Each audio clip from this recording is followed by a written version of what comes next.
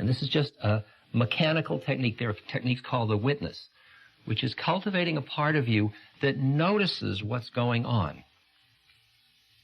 Like most people, when you get agitated or angry or depressed, boy, am I depressed. See? Now, if you came to me and you said, which people do, and they go, I'm so depressed. Right? Yep. You're really depressed? Boy, am I depressed. Is every part of you depressed? Yeah, I'm completely depressed. Is there any part of you that isn't depressed? No, I'm completely depressed. You're noticing your depression? Yup. Is the noticer depressed? Well, the notice is just noticing. Aha. There's your entry right there. That's that little place. And it starts out with such a subtle little tiny bit of your mind. 99% of your mind is depressed, and 1% is noticing.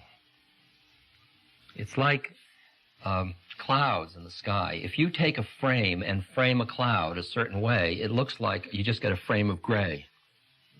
But if you put a little bigger frame on, you see there's a little blue around it, and you suddenly say, oh, that's a cloud. It's the same thing you do with your thoughts.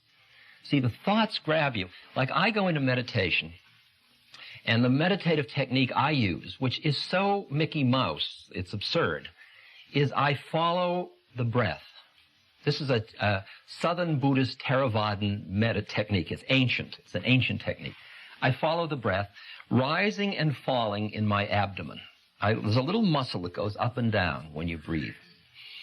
You can feel it. Now, I start in, and my instruction from my teacher is follow the breath, follow the rising and the falling, and when it rises, notice it rising, and when it follows, notice it falling. So I start.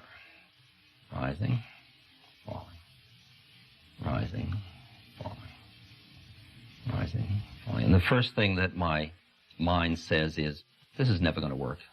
See?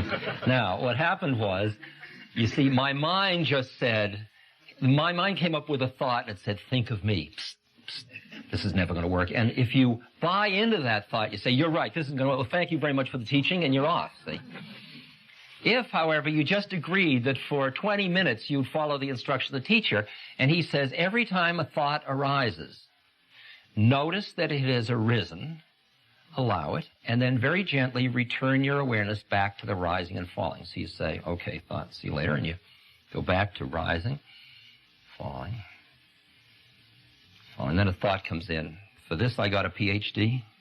You know, like, here I went and got all this training and all this, and I'm this intelligent person, and I'm following the breath of who am I? I better not tell anybody. I mean, it's an embarrassing thing. Well, what'd you do all summer? Well, I followed the muscle rising and falling in my abdomen. Don't you have anything more important to do? You see, I mean, you can feel where that is in relation to the cultural context. So I notice that as another thought, and then I go back, and then rising, falling, falling. Wonder if the 20 minutes is up yet. Notice it, rising, falling.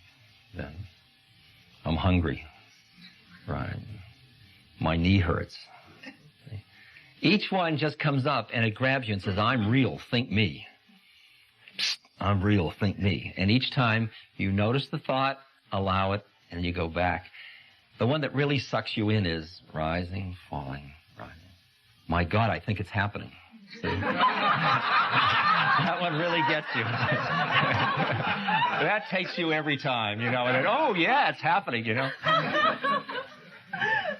I remember going to one of my teachers and I said, oh, I've just experienced such peace. I am feeling the peace I've always yearned for all my life. Oh, thank you so much. Oh, this is just so wonderful. He listened. He said, that's fine. Now go back and watch your breath. And that's called spiritual materialism, when you get caught in the experiences that happen along the way. Now, what a simple exercise like that does, which has no religious overlay of any stuff, it's just a mechanical method, is it's allowing you to see the way in which your thoughts keep capturing you into being identified with them by giving you a focal point around which you can see your thoughts grabbing you and pulling you. And just doing that simple little exercise allows you to see your thoughts grabbing and taking you, until pretty soon you begin to see that the thoughts are an ocean of continuous thinking. It's like sitting on the edge of a stream and watching the water go by, and leaves come and little fish go by and all kinds of things go, and twigs, and every now and then something catches your consciousness and your head turns to follow it. And when you're meditating, you just keep it right there, and the stuff comes in, exists, and goes by. And what happens just from that little mechanical method is you start to develop a connection to the awareness. It's like the sky that's behind the clouds. Instead of just transferring your identity from being one cloud to the next cloud to the next cloud, which what happens is, I'm hungry, and then you're focused on the refrigerator. And then as you're eating, you think, I'm missing the game, and then you're focused on the television set. And then you're in the middle of the game, and I got to go to the bathroom, and you're focused on it, and your mind is just constantly. You watch from the minute you wake up, like the alarm goes off, or somebody nudges you, or you wake up and you say, I could sleep 10 more minutes. What was I dreaming last night? I've got to go to the bathroom. That's what I need to do. Oh, it's so warm in bed. Gee, I can smell coffee. What was I dreaming? What was I dreaming now? Boy, do I need to go to the bathroom. Oh, I got to do the laundry later. Oh, I forgot that appointment. Oh, God. I got 3 more minutes. And your mind starts. See, and each one is grabbing you, and it goes all day long. It's just all day long. And each one grabs you, and you do this, and then this. And if you would watch it from any vantage point other than being in it, you'd be absolutely amazed at what's happening. That you're at the mercy of these thoughts that just grab you and invest you with reality. And only when you even have a context that it's possible to stand behind your own thoughts in just presence. All you are, to define who you are, is you just awareness. You just is.